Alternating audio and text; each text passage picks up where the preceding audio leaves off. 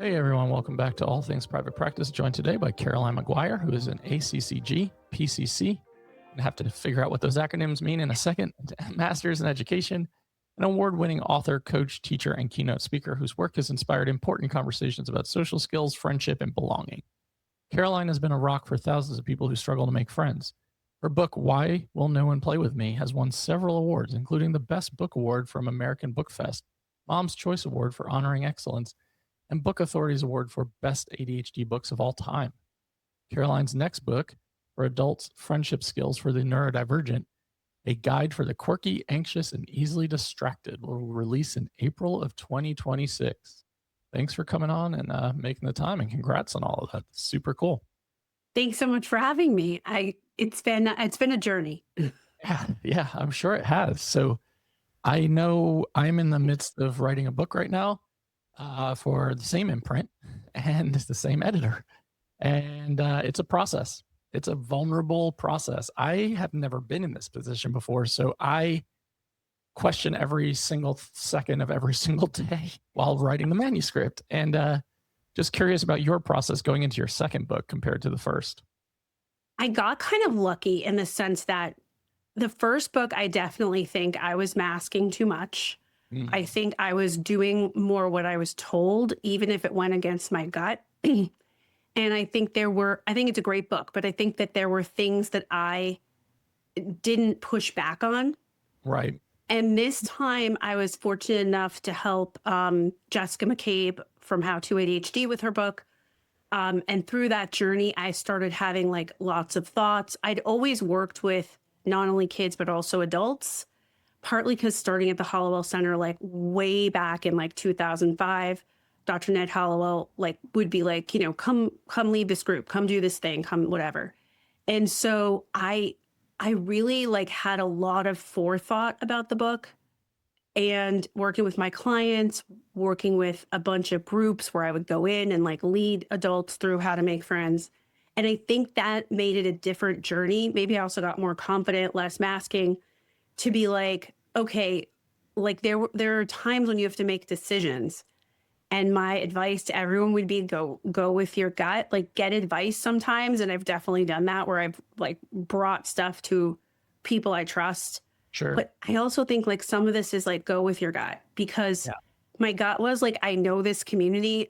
I've always worked, with this population. And so I was like, there were times when I was just like, ooh, I think this is the hill I'm dying on, right? So I think that some of it is like you get more confident. Yeah, that's great advice. And going with your gut, trusting your instincts, and just acknowledging that you have to be able to stand behind what you're putting out there, I think is super important. And I think there's an immense amount of vulnerability in a project like this. A lot of my listeners are entrepreneurs and they want to probably pursue book writing or any of those things where you're putting yourself out there in the public.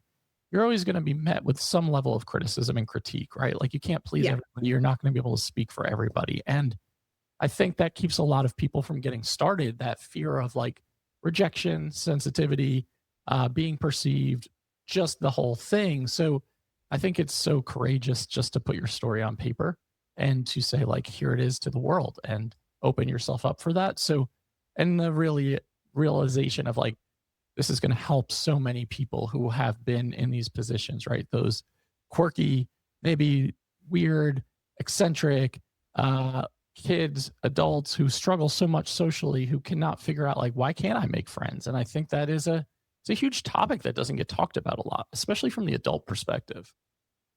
It doesn't get talked about a lot. And I don't know why. Like when I was first starting out 21 years ago, I would bring it. Now, then the internet wasn't the same. So there were gatekeepers, right? Right. And I would go to like conference chair people and I would say, like, this is what my clients care about. This is what I want to talk about. Yeah. And then at the time I was like, and this is what I'm getting a master's degree in, right? And they would be like, people have to get to work. Time management's more important, blah, blah, blah. And I was like, but being happy is important. And having been a kid who was bullied, like I am our population, they are me, right? And the only reason I started down this road was my clients were so miserable and I had been miserable. And I was like, we all need to stop being miserable. Like we need to figure this out. Yep. And the solutions that were out there are just for typical people. So it's like, I always say to people, you're never going to stop blurting and interrupting. Right. You're going to learn tricks, you're going to curb it, and then you're going to have bad days. I do, right? Yep. So I feel like part of this has been such a journey. I feel like I think I overcame my fear, and not that I don't have fear, because I definitely have a lot of fear, because I was annoyed, very ADHD trait, right? That people said this isn't important, when every ADHD adult, ADHD, autistic adult I meet is like, no, like it's really important.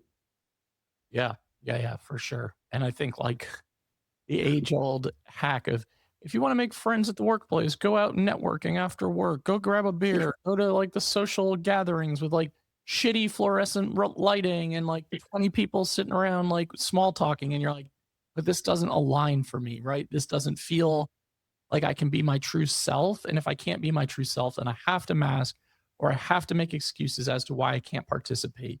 And that further makes me feel disconnected from belonging and this group that I have to spend time with.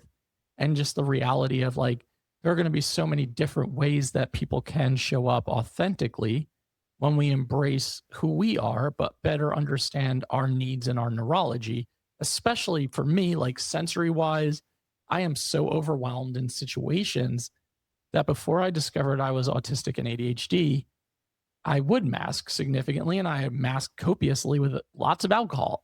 And like the reality was, I always felt like shit. I never felt like my true self. I always felt disconnected. I always felt alone, even when surrounded by people. And the Really? reality, like, not until I discovered who I truly am and what I like and what I prefer, to then be able to start reconnecting with parts of myself, but also with people who get it. And I think that has made such a monumental difference. But I still struggle socially, and that will never change for me at least. And I'm acknowledging that, but I also acknowledge like there are lots of ways that I can build and form deep, meaningful connections that matter to me. And I think what you're saying is so important and such a centerpiece of the book, which is like, I'm not saying we all don't have things we have to do in the workplace, Yeah. right? There are things that are going to have too much of a consequence. So, like, you've got to go to that Christmas party, you've got to go to whatever. My husband used to have all these trips we would have to go on, and I hated them because you have to be on, i.e., masking. And there's this like perfectionistic tendency. I just hated it. Yeah. And I think like the going to the bar, you know, that's the advice. Like, I have hundreds of books on friendship in this house. Like, if it comes out, I basically buy it. And so many of them are basically like, here's the avenues.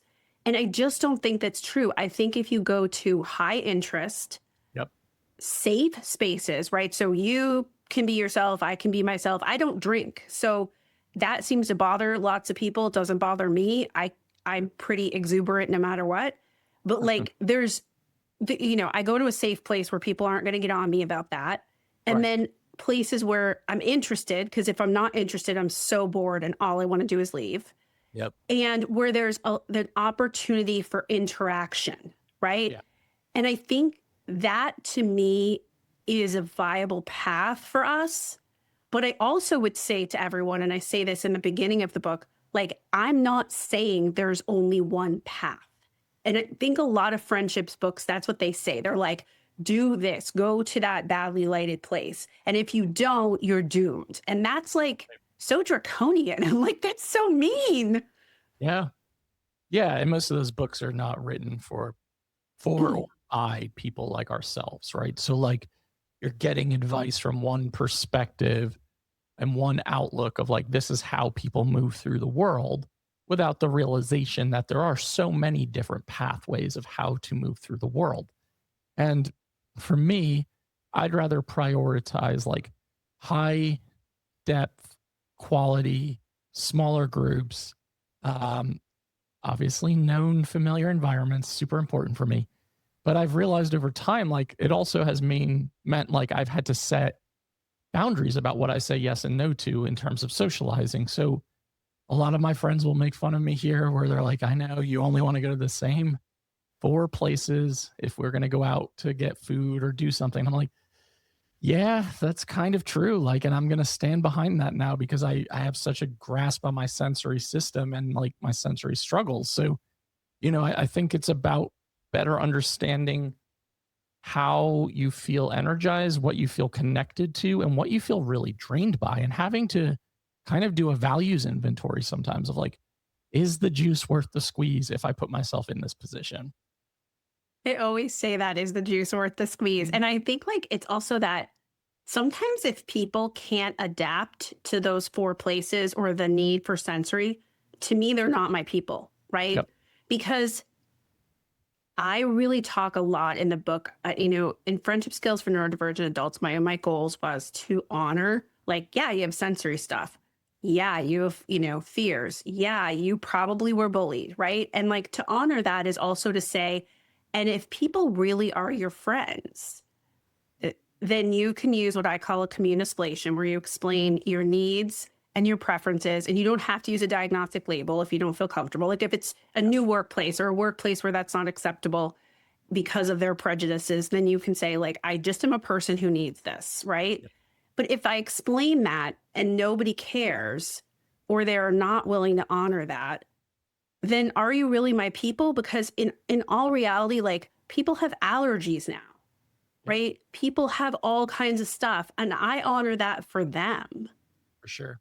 And I just want you to give me the same kindness, right? Like I many times am going like out of my way to a restaurant because they can't eat at a place where, garlic is the main ingredient because they're allergic to garlic.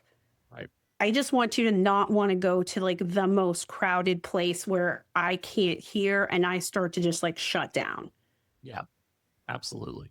That's well said. I think it's about really, and for some people, they might be thinking like, well, I don't know who my people are, Mhm. or I have a group of people who are really not my people. Yep. How do I start from scratch? How do I start over? And I think the same goes for people who are like working from home more often in remote settings where they're like, I don't really see people very often. Like, I don't leave my house. My wife's running joke with me. Well, she might not be joking, but she's always like, have you left the house today? And I'm like, no, I haven't. I haven't planned on it.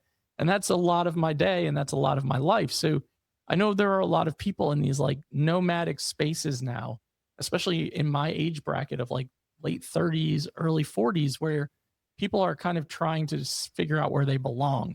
And I think it feels really challenging in adulthood to figure out like, where do I start to try really hard to develop at least one good friend, at least someone who I can connect with? Because something that resonated with me about when I was reading your manuscript was like the moments where like maybe you don't have someone to talk to about a really scary medical experience. Maybe you don't have someone to talk to about the things you want to celebrate. Like, and how lonely an existence that can become when it's like, I don't know who to turn to for these things.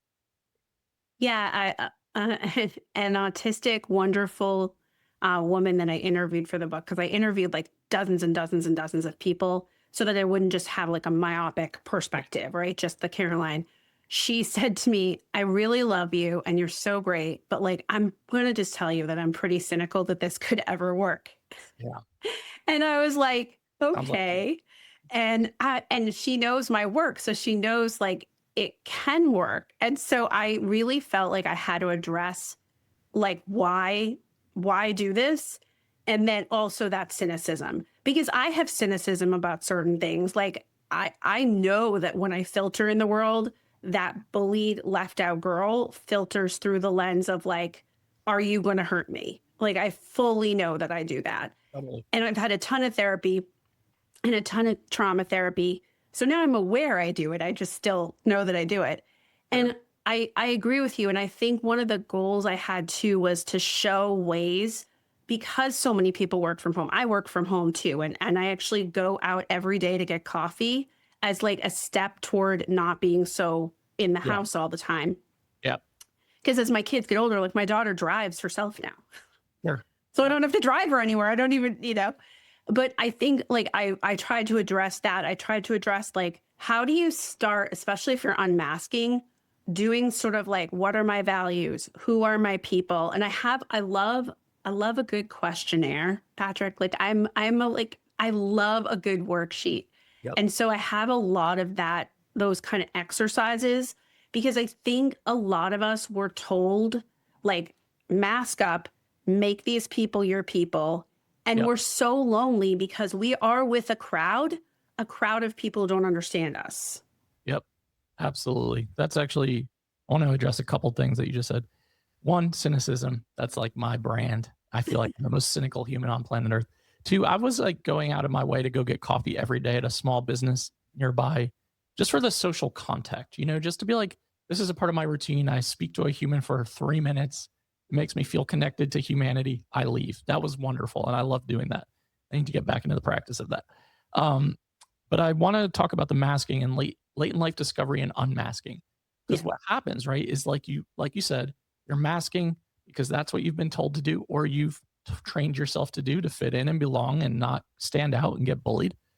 And then you feel really disconnected. And I said this in my TED talk, where I said, I felt surrounded by people who loved me, but I could not access it. I did not feel like I could experience it, take it in, or feel it. And what I realized from all of that masking behavior and then unmasking, you start to almost like unravel in terms of like, who the hell am I? And what do I even enjoy doing? What do I like to do? And you have to really step back and do a lot of deconstruction and introspection to say, what are my values? What are the things that I care about? What are the things that I enjoy? Have I done some of these things all of my life because I was told to? I've had to even start questioning, like, why did I play soccer for like 30 of my 39 years? Was it because I enjoyed it? And you start to really like question everything. But as you start to unmask more and become more aligned with like true authentic self, you start to really kind of gravitate towards people who are going to accept you for true authentic self. And for me, that is like so invaluable. And one example I would give is I have a good friend here who is also an ADHDer. And sometimes we'll just text each other, hey, do you want to get dinner? I don't want to talk. I don't want to I don't even want to have contact with you. I just want to be in proximity. And the answer is always like, yes, absolutely. I want that. Do you want to do that tonight or tomorrow? And it's like the most wonderful, lovely thing where you feel like so seen and so understood in those moments. I feel like parallel play is such a thing that we do. And when we're little, everybody is like trying to break us of that. Yeah. Right. Because my clients, that is really how they feel. That is really what they enjoy. I'm like that at night. Like my poor husband, like last night, I was like, I have had the longest day. And the 1 30-minute break I had, I ended up having to talk to a college counselor for my daughter who made me angry. So I was like, I need to just lay here. And I've been binge watching like old 90s shows. And I was like, I can't talk. Right. Yep. And so I think that has to be something. And I also think like there's levels of friends. Right. Yep. So the person who I can say, like, I can't go to that restaurant. Right. Or I need to see you, but I want to play video games next to you and not speak. Yep. That person is like a good friend. And I think one of the mistakes we make, because we just didn't really understand the friendship universe, maybe we didn't have access to it. Like nobody really was with us. So we didn't have friends. We didn't know, is like, there's different levels of friends. And so I can't get that from everyone, but if I get it from someone, then that fulfills that. And I may not get it from everyone. That doesn't mean we can't expand our friendship universe, but you don't get the same thing from every friend. Yeah, absolutely. And the other thing you said that I really want to like just chime in on is like, I think so much, especially if you were taught to mask by your family of origin, I think so much of our lives, I'm 50, so I'm older than you, but so much of my life was, you should do this, Caroline. Yep. And it was everything from, you should want to cook. I don't cook. I hate it.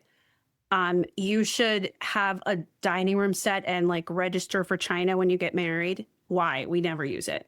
Like, you should play soccer. You should do this.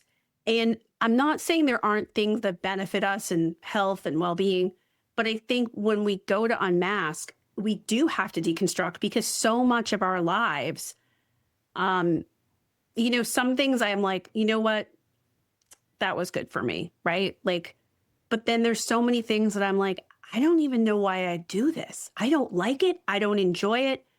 Like, I'm not going to make friends in a cooking class because I loathe cooking, right? I don't enjoy it. I find it boring and I don't follow directions. So that's really rough, right? Like, do you know what I mean? Like, so I think you have to know that stuff as you unmask in order to make friends, because otherwise I'm signing up to do stuff that I don't want to do with friends. And so we have an inherent problem, right? We're disconnected because they want to cook or talk about cooking. And I'm like, no, thank you. Right. Yeah, exactly. That's really well said. And that's a good point. I think that's like the delineation between masking and unmasking, right? Because if I'm unmasking and I know I don't want to cook, am I going to force myself into environments where I have to cook to make friends? And the answer is like, well, you're probably not going to have a good time. You're probably not going to connect with the people who are having a good time. And then that's going to feel unnatural to you. So I try to think about it in terms of like, since we have such interest driven minds and nervous systems, trying to pay more and more attention to like the things that light me up, the things that don't, and put more energy into the bucket that does. Because I mean, my capacity is so low, and I've said this on Divergent Conversations with Dr. Megan Neff, of like, my social motivation is very, very high. My social capacity is very, very low. So those things are constantly at war with one another, where it's like, yes, I want to be social. Yes, I want connection. No, I don't have capacity for it. And that can be a struggle. So it is like really having to pick and choose moments to spend time with people. And I've realized over time, like the people that I say no to or flake out on last minute, or, say like, no, I can't do that this week or this month, who still continue to show up. Those are the people I want in my life. And it makes a world of difference to be able to say like, no, I have zero interest in doing that. No, I don't want to check out this like really loud new restaurant I want to go to. I'm sure you can ask someone else, like, and in the past, I would have forced myself to do it, and I would have forced myself to be miserable and either dissociate and shut down or pay for it for days on the afterwards, and then just have to be in recovery mode. And it's just not worth it to me anymore. Yeah, I mean, I think that we weren't brought up to think about our energy, but yet a lot of stuff in life requires you to think about your energy. Writing this book, Yeah. like not everybody understands, but Monday was one of my big writing days. I can't do stuff on Sunday night. I can't do stuff that drains my energy. Yes, I am an old soul and I require going to bed at like 8:30, 9 o'clock at night because I get up at like 5 in the morning. It's just the way my rhythms work. It is my grandfather was a milkman. So I feel like I'm just like living his life. And so not everybody understands that, but like I had to preserve my energy because Monday I had to boogie, right? Yeah. And I think when we come to socialization, we feel so bad about preserving our energy or saying, if I do this, if I go to this concert, like I don't like concerts, okay? Don't come for me, people, but I do not go to concerts. I don't either. They're late, they're loud, they're super overwhelming. Yep. And I'm like the person who, I'm dating myself, but like I'm a one-hit wonder person. Like I really liked it when we had tapes and you could buy someone's like one single and then like throw it out when it became annoying. And so I don't really like that many people's like full catalog. So it's like I used to feel bad, but then if I go, my energy is drained for like weeks, and then I'm not able to do the things I want to do. I'm not as there for the people I care about. I think it's okay to say my capacity, my motivation is high, my capacity is low, so I'm going to pick and choose. Yep. And I think also we don't honor online stuff enough. For sure. And I went deep into this in the book because I feel like we're shamed about online stuff, but I'll just speak for myself and my clients. A lot of us do better with like an online group where we game or an online book club or whatever versus like I go in person. Right. Yep, exactly. Especially as so many of us have like more sensitive immune systems as well. and struggle with so many medical issues. And I agree, online spaces are really wonderful for parallel play, for connection, for opportunities to connect with people in a low sensory way, wherein, like you're saying, I am also not a concert fan at all.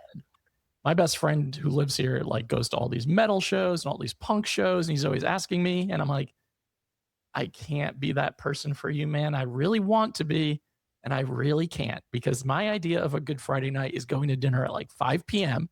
because nobody's there and I can just like get in and out, and I can be in my bed by like 8 o'clock. And that is like really wonderful for me. So he actually texted me this week. He's like, there's a basketball game that starts at 10. I know you're an old ass man, but would you want to come? And I was like, I don't want to come. Sorry, buddy. I'm going to sit this one out. But just being able to say that confidently without fear of like rejection, or if I'm going to be asking for my needs to be met, this person's not going to like disconnect, run off, cut us off. Right. So like, and that can happen. And I know there's a lot of fear for that for people of like, if I start asking for what I need, people are going to bail. And some people might, but also the right people won't. And I really tried to opt into that. One thing that stands out to me as we get ready to wrap is like a friend of mine. She's a ADHDer through and through, and we will try to make plans, and one of us will flake and one of us will flake, but we will always come back to each other. I was going to get coffee with her one day, sitting in my car because I'm early to everything. It's a fucking problem. And I saw her sitting in the courtyard in this like very sunny spot. And she texted me. She said, I already got here. Do you want sun or shade? And I was like, well, always shade. So I saw her get up, take her stuff, move into this alleyway that was like dark and ominous. But to me, such a good friend to be like, your sensory sensitivities are going to be more impactful than my desire to sit in the sun right now. So like, those are the people that are my people, and I love y'all. And I think like wrapping up toward that, I know people are afraid. I know people are cynical. I know there's people who are going to buy my book. I know there's people who are going to burn me in effigy on the internet. Like I'm prepared for that. Yeah. Here's what I want to say.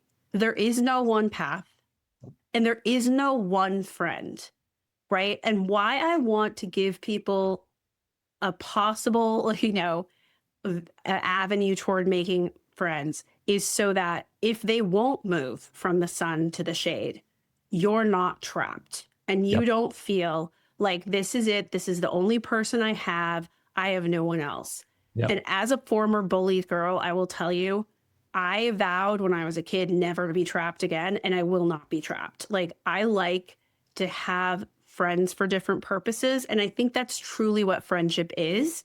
And for you, you're not that metal person's concert friend. Like, you're just not that person for them, but maybe you're something else. Yep. And so I think like online spaces can be really, really fruitful. And I also think your interests and your needs can be really fruitful. And I think we're afraid, but there are people who will move from the sun to the shade. And I know it because I'm living it. Yeah. And I'm living it pretty unmasked. I'm not saying I never mask, but I definitely feel like I'm pretty unmasked. And there are times when I don't feel like I belong. And I just want to say to people, like, it's the worst feeling. Yes. And that's what I want for people. Like, I don't care if you have two friends. I want you to feel that moment of belonging. And part of what you experience when they move from the sun to the shade is I matter to them and they see me and I belong. Absolutely. Yeah. Really well said.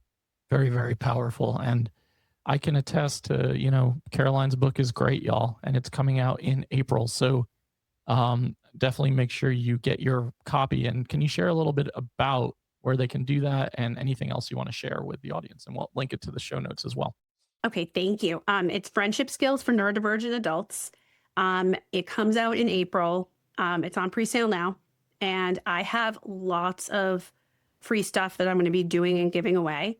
If you go to author Caroline M on Instagram, you can find all the links to everything that I ever do, or my website, 𝗁𝗲𝗄𝘆𝘀.com.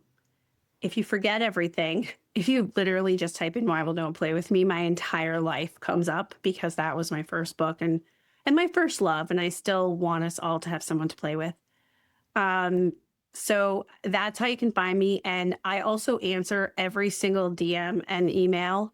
So, and it's not necessarily the best thing for me, but I also feel like people are out in the echo chamber and they need help. And so I always Yeah, respond. I love that. And we'll have everything linked to the show notes. I highly recommend checking this out. You also have a podcast, right? So I would recommend checking out Caroline's podcast. The ADHD Social Playbook. Yep. Patrick is gracing me with his presence and coming on soon. Yep. And yeah, I'm so excited for this. And I'm so excited that we got to meet because we share a lot of mutual friends.